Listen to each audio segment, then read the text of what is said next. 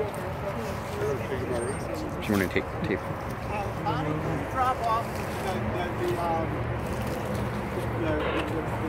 the shoulder bag. Okay, or do you want to take it with you right now? Can I take a bag with me? Got one bag. We'll let the Okay, I'll be in the front. Okay. Okay. Anything on you I need to know about? Anything stick me, bite me, anything like that? No, nothing like that. So I'm going to do pat down here quick after I get the tape.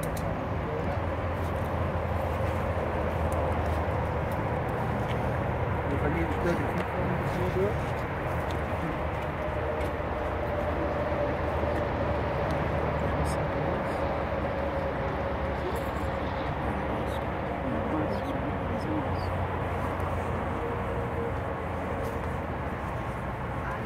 Read that.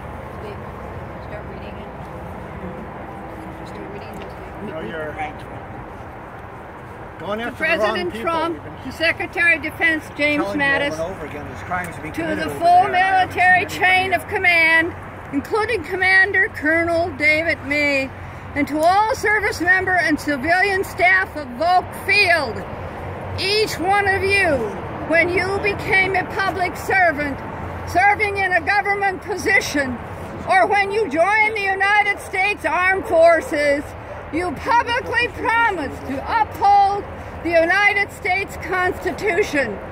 We take this opportunity to call your attention to Article 6 of the U.S. Constitution, which states, This Constitution and the laws of the U.S.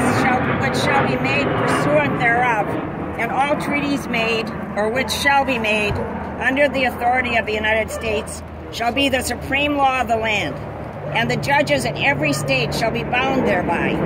Anything in the Constitution or laws of any state to the contrary notwithstanding. This clause is known as the Supremacy Clause, because it provides that the Constitution and laws of the U.S., including treaties made under authority of the U.S., shall be the supreme law of the land. The Supremacy Clause provides part of the supreme law of the land. One treaty duly ratified by the U.S. is the United Nations Charter. It was ratified by a vote of 89-2 in the U.S. Senate and signed by the President in 1945. It remains in effect today. As such, it is part of the supreme law of the land.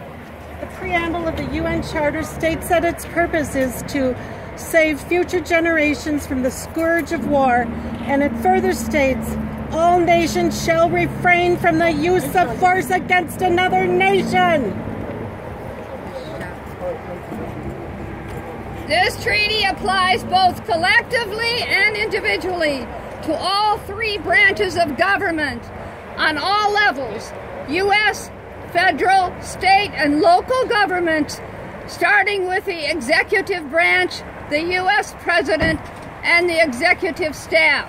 The judicial branch, all judges and staff members of the judiciary, the legislative branch, all members of the U.S. Armed Forces, and all departments of law enforcement, and all